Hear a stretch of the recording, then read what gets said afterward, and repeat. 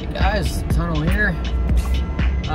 So making this video to talk about the Great Resignation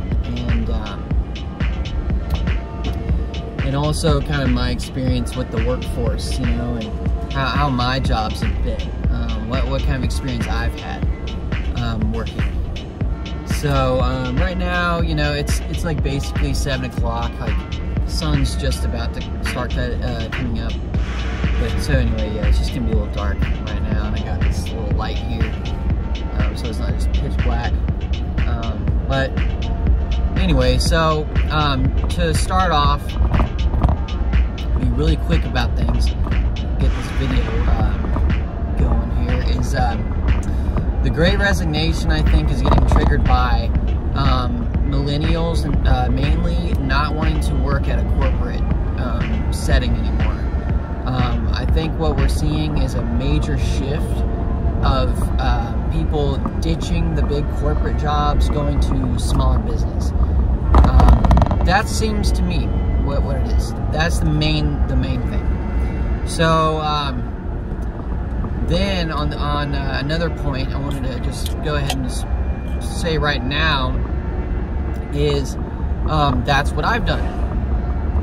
You know, I had my fair share of corporate jobs, and now I'm working a small business and we only have 2 employees. It's me and one other guy, and that's it. So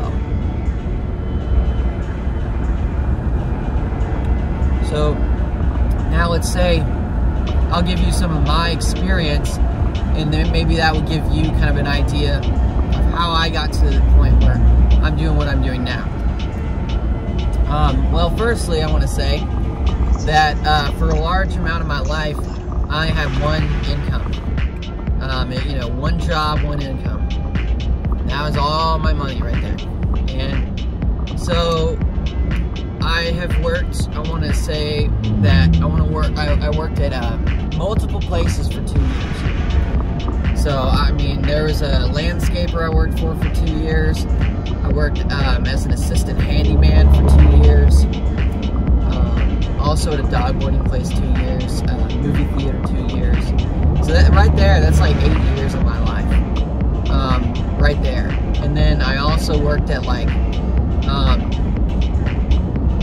Randall's, the grocery store, for like 9 months. I had my own lawn business for about 6 months or less. I worked in the cannabis industry for it was really about 6 months. And got like a damn barbecue place for 4 weeks. I worked at a plant nursery for I don't know, 6 months, I think. Yeah, about 6 months. So yeah, I've had a lot of different jobs. I've had a lot. And then in my current job, I'm doing lawn and landscaping again, but it's with a friend of mine, and so it's just me and him, and it's our little thing. Like it's his business, but I work for him. So you know, all the jobs I've done, mainly physical labor, right? So the assistant handyman, I did like all different types of things. When I did the landscaping, it was like, you know, bringing in rock, bringing in mulch, like planting tons of plants, you know, digging irrigation, you know, holes, and put like irrigation pipes, a lot of different things. And you know, when I worked at the dog boarding place for 2 years, you know, there are a lot of different things there. I was like giving insulin shots to dogs, you know, just doing all different types of stuff, like cleaning entire kennel with like bleach, you know, cleaning up dog crap. Fucking terrible, right? Terrible. And then, you know, a movie theater, that was interesting. That was the first job where I got paid to watch movies sometimes. But you know, overall, nothing too crazy special. Like the jobs that I've stuck with, like the landscaping and stuff, like that right there, that's kind of my skill, because not everybody can hang with me. And you know, you have to give yourself credit on that kind of stuff. Like, you know, acknowledge your strengths, right? Well, I'm very good at enduring. Like I can have good endurance, so I can just like, let's say, trim trees for just hours and hours and hours, where somebody else would be like, man, I am completely exhausted, I have to take, you know, a break or a long break, and I could still be going. You know, I could take like a 5-minute break, and then they would need like 30 minutes, 1 hour. So I'd just be working circles around them. So, you know, that's my strength. And when it comes to the way the current world and like, you know, the great resignation, why are millennials all like, you know, ditching the workforce? Like, they're all going somewhere, right? Where are they going? Well, I went to small business. You know, when I was in the cannabis industry, that was a corporate job, you know, super corporate. If I showed up late, you know, like 1 minute late, it's like I get written up. And then if you get written up a couple times, you're fired. So, they had a strict policy on showing up on time and, things like that. So, anyway, so yeah, I think that, the reason why I'm doing the things I'm doing now is because I'm comfortable with the current setup. Like, it's a deal where instead of me being able to just call in and use up all my sick days with some corporate job, you know, let's say you have 10 sick days out of the year. Well, you want to use them all up, right? That's what usually people do. Well, in this particular job, you know, you don't want to be doing that. It's like, no, you don't just call in sick when you're not sick. And, you know, I only have 1 day so far this entire year where I thought, man, I think I might actually be getting sick, but it seemed to just be allergies. So anyway, it's kind of like a thing where I can't just like, oh, I'm just gonna use up all my sick days. Like, no, I gotta be coming into work quite steadily. And when I was doing a landscaping job for 2 years, I was driving. I was the driver driving, you know, everybody to the job, and then I'd work with them at the job. And so if I didn't show up, then no one's getting to the job. So it's like the whole freaking day just gets destroyed if I don't show up for work. So I had like 2 years of like consecutively showing up for work every single time. Like, I was late sometimes, but I would show up every time. And so that's the thing about that. That's kind of trade-off. And then another trade-off is that, well, you know, do I have, you know, benefits and things like that with my friend right now? You know, no. But like, you know, I don't have like 401k plan. You know, I don't have shit like that. My friend's not selling me stock in the company, right? He's not paying me with his own company stock. The situation could be better. But anyway, I think, you know, for me, it's like I'm making more than one income right now. Like, now with my crypto, I'm down currently, but I've made money so many times on crypto. It's like there's nothing to be complaining about. I've made money so many times, like $1,300 XRP, $400 Dogecoin. I've made hundreds of dollars on IOTX.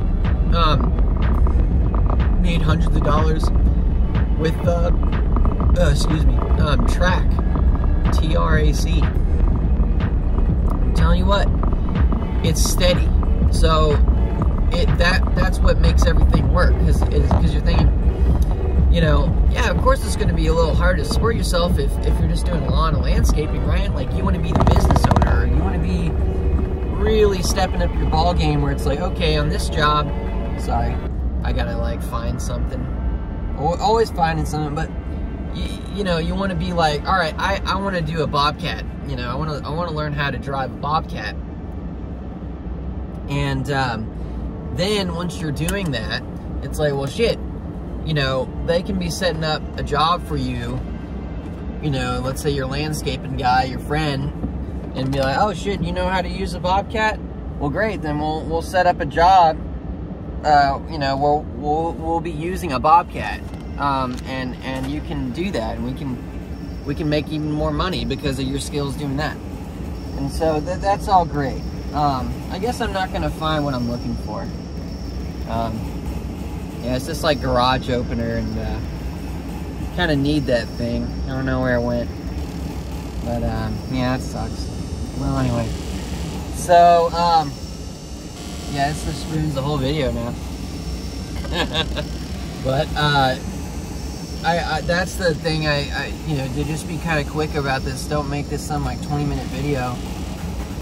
It's just, yeah, like you want to have more than one income. So when you have somebody working some like really terrible corporate position and they're just like super unhappy, and you know, that's all they got is that one income at that one corporation, and it's like, well, dude, your options could be really different if, like, let's say you're bringing in money at one job, like, you know, decent, like, let's say $2,000 a month or something, and then you just quit, you know, don't do any more. Like, if you're working full time and you're making $2,000 a month, it's like, you know, great, and then you can have some other side hustle, side income, and all that side income, side hustles and stuff.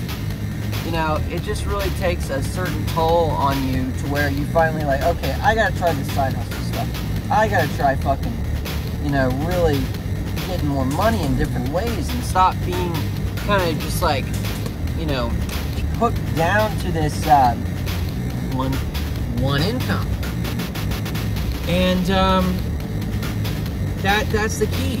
So I think it's about kind of getting a job you can tolerate and you like, and then at the same time, you know, you gotta make a certain amount from that. But then once you do, it's like, all right, find that other side hustle, and I think your life will be getting much better and less stressful. You can really start, you know, spending time doing things you want to do, and you don't have to guilt trip yourself into like, wow, I really don't have enough money for this, you know.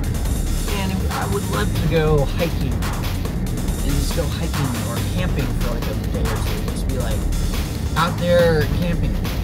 You know, it's like, yeah, all that stuff is possible once you just have that side income, and once you just kind of like just get a decent job. You know, something where you're not so like bombarded on what to do all the time.